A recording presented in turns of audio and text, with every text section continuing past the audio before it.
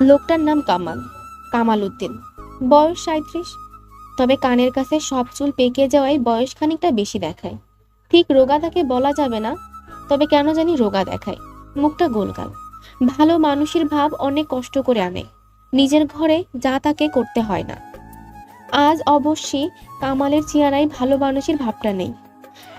সকালে দাড়ি কামানো হয়নি, খোঁচা খোঁচা কাঁচা পাকা দাড়ি বের হয়ে পড়েছে। চোখটাও যন্ত্রণা দিচ্ছে, কিছুক্ষণ পর পর পানি পড়ছে। রুমালটাও সঙ্গে আনা হয়নি। তাকে তাকে শার্টের হাতায় চোখ মুছতে হচ্ছে। খুবই বিরক্তিকর ব্যাপার। কামাল উদ্দিন যে কাজে নারায়ণগঞ্জে গিয়েছিল, কাজটা পাওয়া গেছে। তবে ঝামেলা আছে। তেদর পার্টি পানিতে না নেমে মাছ ধরতে চায়। কামাল বড়ই বিরক্ত হচ্ছে, তবে এই বিরক্তি সে প্রকাশ করছে না। তার সামনে বসে আছে সুলতান সাহেব। চেহারা ভালো মানুষের মতো, কথাবার্তার ভঙ্গিও বড় মধুর। কথা শুনলে মনে হয় শান্তিনিকেতন থেকে কথা শিখে এসেছে, অথচ বাড়ি হচ্ছে কুমিল্লায়। বিরাট ফক্কর লোক। কামাল বলল, কথাবার্তা যা বলার দরকার তা তো বলেই ফেললাম। এখন তাহলে উঠি ভাই সাহেব, অনুমতি দেন যদি। আরে বসুন না, আর একটু বসুন। লাচ্ছি খান, লাচ্ছি আনতে গেছে। লাচ্ছি খেলে তো আর আমার হবে না, আমাকে তো আরও কাজকর্ম করতে হবে। এখনো কাজকর্ম তো করছেনই, তাই না? করছি আর কোথায়, কথাবার্তা বলছি। এত কথা আমার ভালো লাগে না। দরে বললে কাজ করবেন, না বললে না। সুলতান সাহেব বললেন, সামান্য কাজ, এত টাকা চাচ্ছেন? কামাল শান্ত গলায় বলল, কাজটা সামান্য না, এটা আমিও জানি, আপনিও জানেন। দলিল তৈরি করতে হবে, সেই দলিল হবে আসল দলিলের বাবা। কোর্টে গেলে আমার দলিল টিকবে, আসলটা টিকবে না। এজন্যই টাকা খরচ করবেন না। 50 লাখ টাকা সম্পত্তি পাবেন, আর 1 লাখ টাকা খরচ করবেন না। সুলতান সাহেব বললেন, আপনাকে 30 দিতে পারি, তবে জিনিস দেখার পর, তার আগে না। দেখেন আপনি রাজি আছেন কিনা।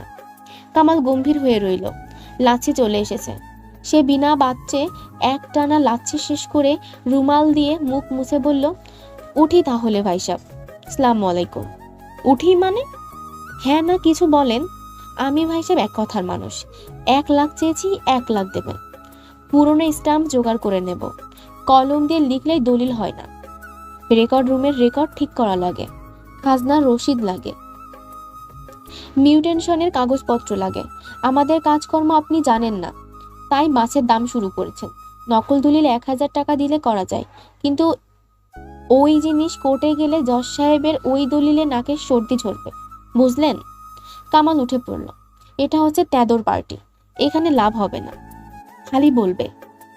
গোসল করতে চায় অথচ চুল ভেজাতে চায় না, হারামজাদা। সুলতান নড়ে চড়ে বসলেন, মধুস্বরে বললেন, কামাল সাহেব। কি বলেন? সামনের সপ্তাহে কি আর একবার আসতে পারবেন? কেন? না মানে আরো ঠান্ডা মাথায় একটু ভেবে দেখতাম। গরম যা পড়েছে তার মধ্যে তো মাথা ঠান্ডা করা যায় না। যত চিন্তা করবেন মাথা তত গরম হবে। সুলতান সাহেব বলেন, প্লিজ আপনি সামনের সপ্তাহে একবার আসুন।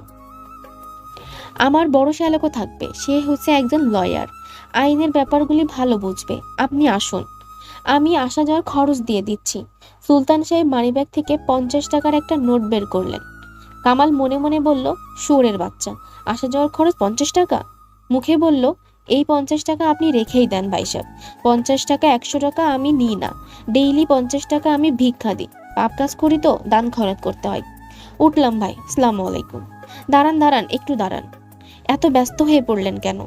সুলতান সাহেব ভেতরে চলে গেলেন এবং কিছুক্ষণের মধ্যে 500 টাকার একটা নোট নিয়ে এসে অমায়িক গলায় বললেন, এই নিন আপনার খরচ। সামনের সপ্তাহে আসেন, দেখি একটা এগ্রিমেন্টে যাওয়া যায় কিনা। এইসব কথা কি লাখ কথার কম হয়? হবার হলে এক কথাই হয়, না হলে লাখ কথাতেও হয় না। আমি আসবো সামনের সপ্তাহে, সন্ধ্যা নাগাদ আসবো, বুধবার। আচ্ছা। কামাল ঘর থেকে মোটামুটি খুশি হয়েই বের হলো। তেদর পার্টির কাছ থেকে 500 টাকা বের করা গেছে, এই তো যথেষ্ট। এই পার্টির ত্রিসীমানায় সে আর আসবে না, আসার দরকারও নেই। এই পার্টির কাছ থেকে আসার আর কিছু নেই। ঢাকার বাসে উঠে সে 500 টাকার নোটটা চোখের সামনে মিলল। ছেঁড়া নোট, কস্টেপ দিয়ে মেরামত করা। মনে মনে বলল, হারামজাদা, দুনিয়া শুদ্ধ লোক ঠকাতে বসে। বেটা ফকিরের পোলা। ফকিরের পোলা হচ্ছে কামালের একটি প্রিয় গালি। তবে এই গালি সে সবসময় মনে মনে দেয়। মনে মনে গালি দিতে পারার সুযোগ থাকায় সে আনন্দ বোধ করে। তার ধারণা মনে মনে গালাগালি দেবার সুযোগ না থাকলে বিরাট সমস্যা হতো। গাল দিলেই রাগ বাষ্প হয়ে যায়। কামাল আবার বলল, হারামজাদা ফকিরের পোলা। কামালের কাজকর্ম খুব পরিষ্কার। সে কখনো বেশি ঝামেলায় যায় না। নকল দলিলের কথাবার্তা পাকা করে, বেশ কিছু দলিলের নমুনা দেখায়, তারপর সটকে পড়ে। দিন 15 পর যখন পার্টি মোটামুটি নিশ্চিত যে সে স্টকে পড়েছে, তখন হঠাৎ উদয় হয়। চোখ মুখ কালো করে বলে, বিরাট সমস্যা ভাই সাহেব, পুলিশ ধরে নিয়ে গিয়েছিল। 3 দিন ছিলাম হাজতে, জামিনে ছাড়া পেয়েছি। পার্টি এই কথা ঠিক বিশ্বাস করে না। সে বাঁ হাতের কনুইয়ের উপর একটা কালো দাগ দেখিয়ে বলে, এই দেখেন ভাই অবস্থা, মারের নমুনা দেখেন। হাতের এই দাগটা কামালের জন্মদাগ, তবে মারার কারণে কালো হয়ে যাওয়া দাগ হিসেবে এ অনায়াসে চালিয়ে দেওয়া যায়। কামাল গভীর গলায় বলে, কার কি কাজ করেছে এটা জানার জন্য পুলিশ হেভি চাপ দিল। আপনাদের কথা অবশ্য কিছু বলি নাই। পার্টি এই কথায় একটু সংকুচিত হলো, নড়ে চড়ে বসে। তখন কামাল বলে, আপনাদের জানাশোনার মধ্যে পুলিশের বড় কেউ আছে? বিরাট বিপদে পড়েছি ভাই সাহেব। এই পর্যায়ে কামালের চোখে পানি এসে যায়। চোখে পানি আনার ক্ষমতা কামালের অসাধারণ। অতি অল্প সময়ে সে তা পারে। তার জানা যা করতে হয় তা হচ্ছে চোখের পলক ফেলে এক দৃষ্টিতে তাকিয়ে থাকা। এতেই কাজ হয়, চোখে পানি আসে। তার চোখে একটা সমস্যা আছে, ছোটবেলায় চোট খেয়েছিল, এই জন্য হয়তো চোখে পানি আসে খুব তাড়াতাড়ি। মানুষ সবকিছুতেই অবিশ্বাস করে, চোখের পানি অবিশ্বাস করে না, ভাগ্যিস করে না। যদি করতো তাহলে কামালের মতো মানুষের অসুবিধা হতো।